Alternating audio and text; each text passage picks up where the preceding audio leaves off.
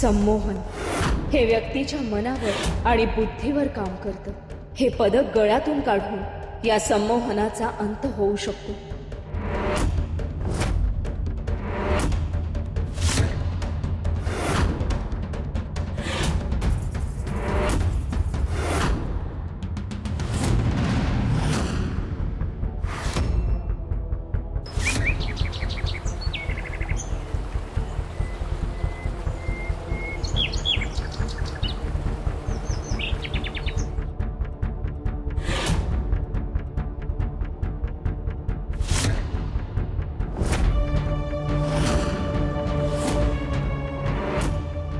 नाही, हे शक्य नाही, हे शक्य नाही। त्या तुळजाने वरुण देवांना मुक्त केलंच कसं?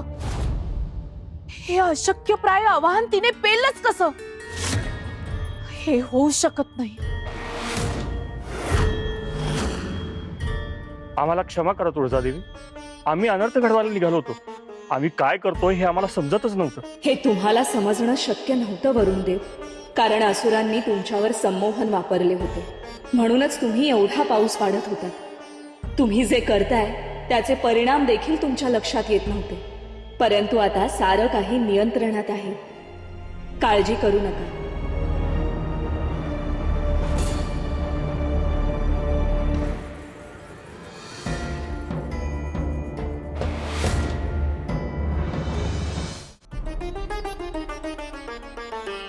हे तुमच्या जवळ ठेवा। असुरांनी आता तुम्हाला जसे संमोहित केले, विपरीत वागायला लावले, तसे पुन्हा कधीही घडणार नाही।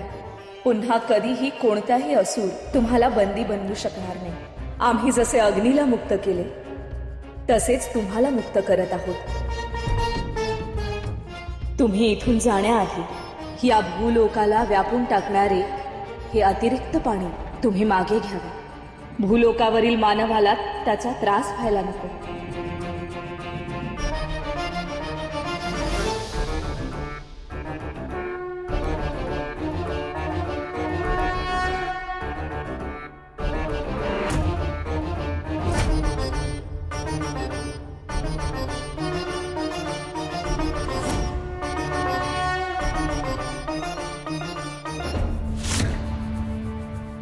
पद्मा, अगं पाहतेस ना, पहा हा चमत्कार, पहा पाण्याचा स्तर कसा हळूहळू कमी होत चाललाय।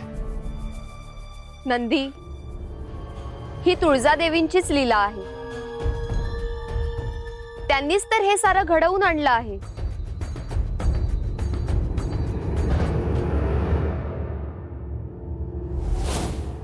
दैत्यगुरु, हे सगळं थांबवा। तुळजाचा पराभव व्हायलाच हवा।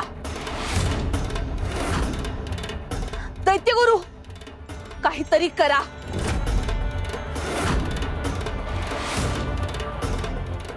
देवी, आम्ही सारे अतिरिक्त पाणी मागे घेतलंय।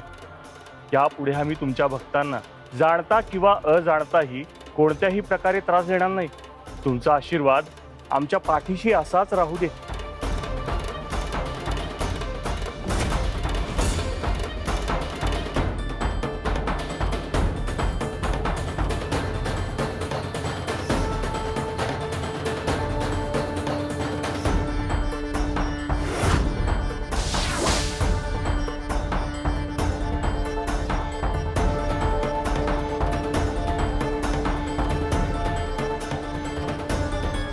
आई राजा, आई राजा, आई राजा। देवी, गाव सगळा पाण्यात बुडतोय का काय असं वाटायला लागलं, पण तुमच्यामुळं हे संकट दूर झालं। आता ही होळी पेटवा आणि तो होळीचा सण सुफळ संपूर्ण होईल। नाही, आम्ही ही होळी पेटवणार नाही। तुम्ही अत्यंत प्रेमाने या सणाची तयारी केली, आम्हाला माहिती आहे, परंतु आम्ही ही होळी पेटवणार नाही।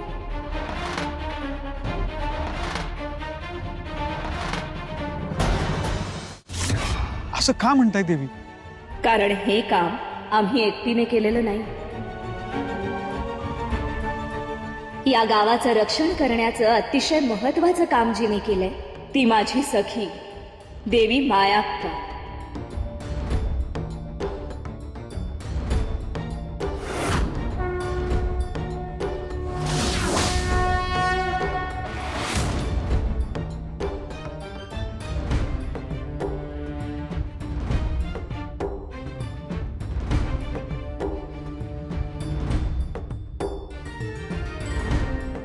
होळी पेटू नये यासाठी असुरांनी आपल्या गावावर संकट आणलं होतं. साक्षात वरुण देवांना संमोहित करून त्यांनी अखंड पावसाचा मारा सुरू केला होता. वरुण देवांना मुक्त करण्यासाठी आम्हाला जाणं आवश्यक होतं. त्यावेळी मायाक्काने या गावाचं रक्षण करण्याचं दायित्व आमच्याकडून घेतलं होतं. स्वतः होळीभोवती छत्र धरून तिला पर्जन्यवृष्टीपासून वाचवलं. आज आपल्या सर्वांच्या चेहऱ्यावर जो आनंद आहे तो देवी मायाक्कामुळे.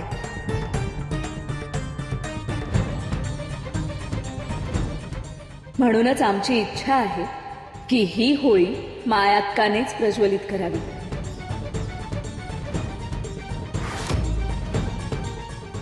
देवी तुळजाई, तू आम्हाला हा मान दिलास त्याबद्दल आम्ही आभारी आहोत. पण हा मान केवळ आम्हा एकटीचा नाहीये. तूही या गावासाठी खूप महान कार्य केलं आहे. फार कष्ट सोसले आहेत. त्यामुळे आमची अशी इच्छा आहे की आपण दोघींनीही ही होळी प्रज्वलित करूया.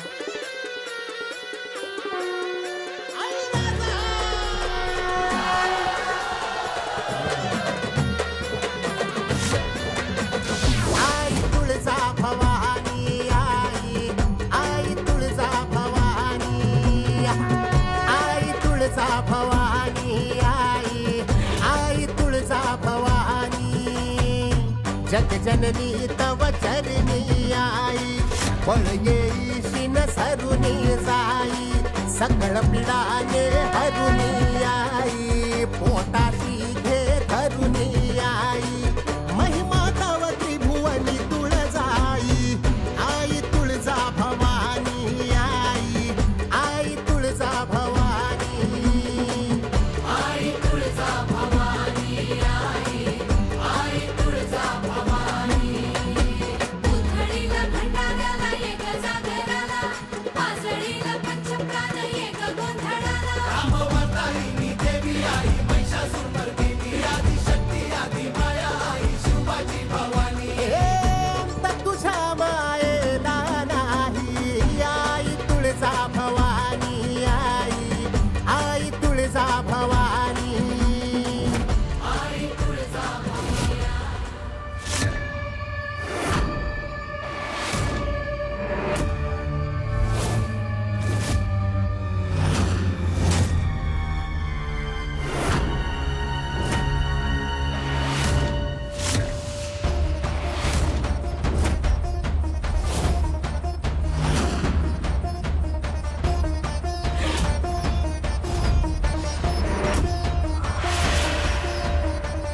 दैत्यगुरु, हा काय प्रकार आहे? तुळजा गावात होळी पेटवण्यात यशस्वी झालेली आहे आणि हा त्याचाच प्रकोप आहे. या अमंगल ऊर्जेला दुसरा मार्ग मिळालेला नाही आणि म्हणूनच ही ऊर्जा तिच्या मूळ स्रोताकडे परत येत आहे. दैत्यगुरु, हा प्रकार इथे होता कामा नये. हे सगळं धोकादायक आहे. कृपया हा धूर इथून बाहेर काढा.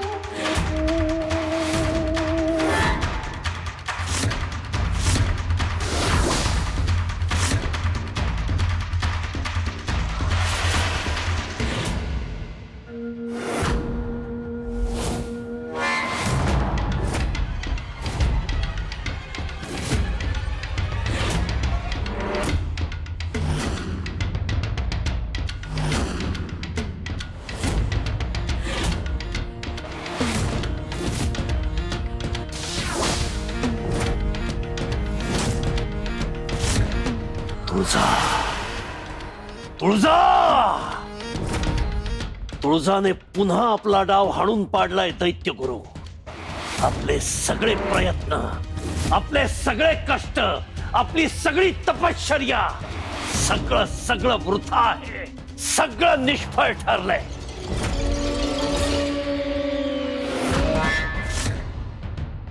नरेश, खर तर यावेळी तुळजाला पराभूत करण्याच्या आम्ही अगदी समीप होतो. तुळजाचा पराभव निश्चित होता, परंतु ती होलिका पौर्णिमा मध्ये आली. तुळजाने आखलेला तो होलिकोत्सव नीट पार पडू नये, त्यामध्ये विघ्ने यावीत म्हणून आम्ही खूप प्रयत्न केले, परंतु त्यावरही तिने मात केली. जर का असं काही झालं नसतं तर असुर नरेश विजय आपलाच होता आणि त्या तुळजाचा पराभव झाला असता. प्रत्येक वेळी हेच घडलंय. आपण तुळजावर षड्रिपू पाठवले. इतके सामर्थ्यशाली, बलशाली असुर आपण तिच्या विरुद्ध उभे केले, पण आपला प्रत्येक वार निष्फळ ठरलाय.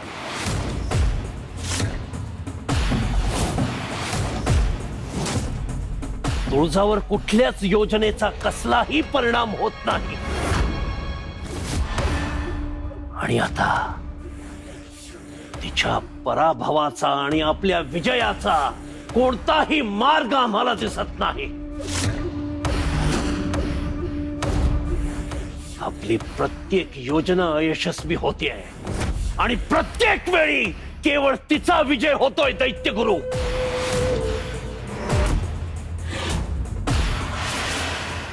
हो, त्याला कारण आहे. कारण? असं कोणतं कारण आहे? अशी कोणती शक्ती आहे तिच्याकडे? ती साक्षात आदिशक्तीचं रूप आहे शंभा. दैत्यगुरु, आणि त्यातून सध्या गावात आणखी एक शक्ती सुद्धा वास करते. कोणती शक्ती? असुर नरेश, त्याबद्दल अजून मला नीटशी कल्पना आलेली नाही, पण कुठली तरी अद्भुत शक्ती आहे एवढं निश्चित.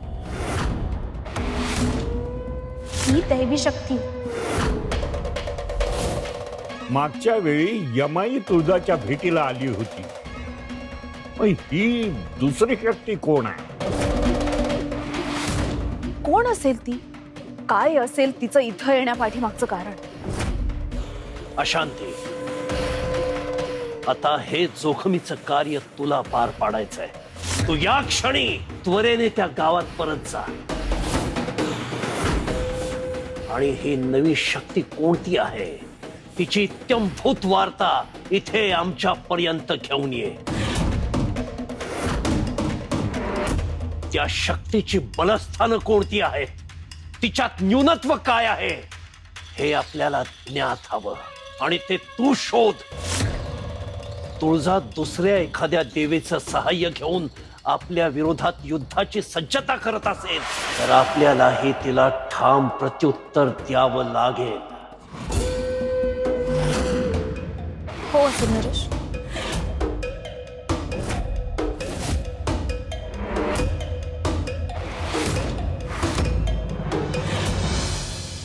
बसा देवी. प्रणाम. तुळजाई, मायाक्का देवी, आज तुमच्यामुळं समध्या गावातल्या लोकांच्या चेहऱ्यावर आनंद आहे बघा. तुमच्यामुळेच आम्ही आज हा सण साजरा करू शकलो. समध्या गावाला तुमचे आशीर्वाद लाभले. गावकऱ्यांच्या चेहऱ्यावरचा आनंद पाहणं हेच आमचं समाधान असतं. मायाक्का देवी आयत्या वेळी मदतीसाठी धावून आल्या. तुम्ही सगळ्यांनी देखील ही कठीण परिस्थिती धीराने निभावून टाकली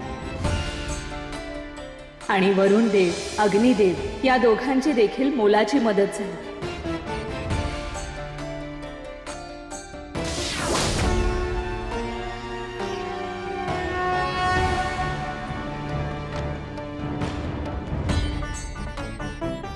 देवी, आम्ही तुम्हाला सहकार्य करू शकलो हे तुम्ही आम्हाला मुक्त केल्यामुळेच. त्याबद्दल आम्ही तुमचे ऋणी आहोत. या निमित्तानं मायका देवींचं दर्शन झालं. होय होय, आणि दोघींमध्ये किती जिव्हाळा आहे ते बी समजलं. देवी, तुम्ही दोघी आधीपासूनच एकमेकीच्या सख्या आहात का? आमची भेट आत्ताच झाली, परंतु आमचं नातं जन्मोजन्मांतरीचं आहे. आम्ही सर्व देवी आदिशक्तींचेच एक रूप आहोत. त्यामुळे अंतर्मनाने आम्ही एकमेकांशी जोडलेले आहोत. आमचा विचार एक आहे, आमचा उद्देश देखील एकच आहे. जगाच्या कल्याणासाठी आमचे मार्ग जरी वेगळे असले तरी आमचा हेतू एकच आहे. मायक्का देवी, तुम्ही कुठे राहता? मुलांच्या अशा निरागस प्रश्नांनी आम्ही हरखून जातो. त्यांच्या मनात अनेक शंका असतात आणि त्याचं निरसन करायला आम्हाला अगदी आनंद वाटतो. सांगा ना, कुठे राहता तुम्ही? चिंचणी गावात, इथून खूप दूर आहे ते.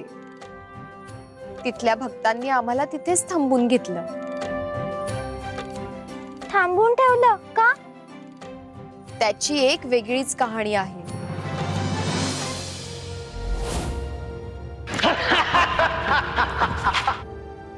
कील आणि कट्ट नावाच्या दोन असुरांनी किनारपट्टी भागात हाहाकार माजवला होता. त्यांचा अंत करण्यासाठी आम्ही सज्ज झालो. दोन्ही असुर मायावी होते. आम्हाला खूप दूरवर त्यांचा पाठलाग करावा लागला. ते समोर यायचे, आम्हाला चिडवायचे आणि अदृश्य व्हायचे. तुमचा शेवट जवळ आला आहे असुरांनो.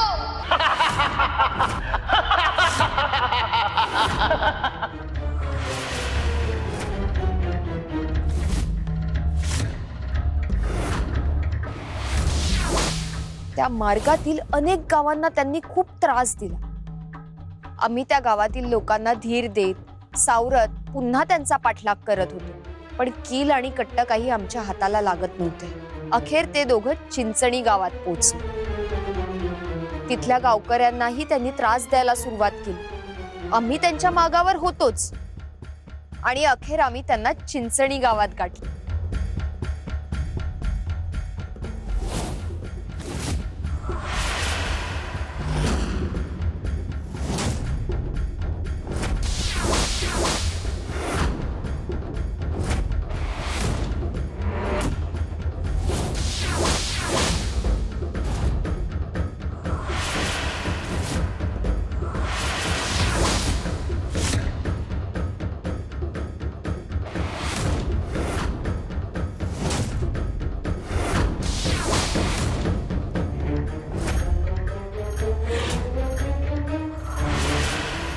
हे काय होतंय? मला अदृश्य का होत नाही मी?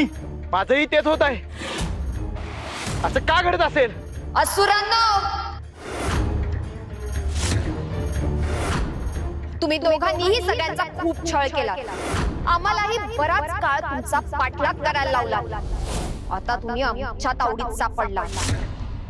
आम्ही तुमच्या भोवती फेरा घातला आहे. त्यामुळे आता तुम्ही इथून पळून जाऊ शकत नाही.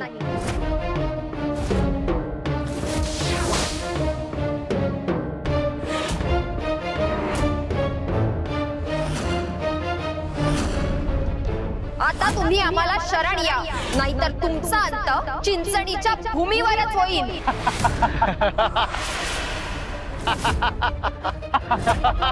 आमचा अंत होतो की तुझा ते बघूया आता.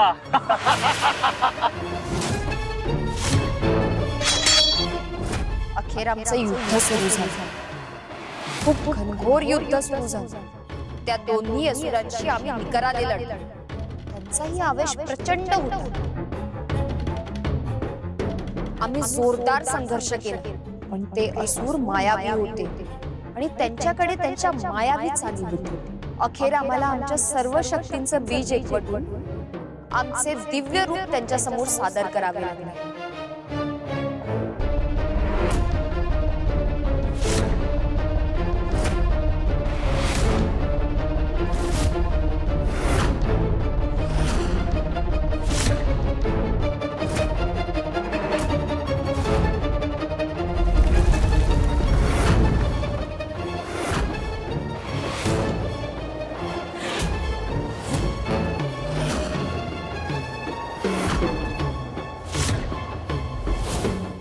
हाच तुमचा अंत आहे.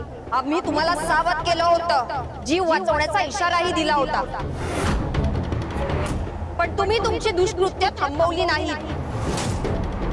आता भोगा तुमच्या कर्मांची फळं.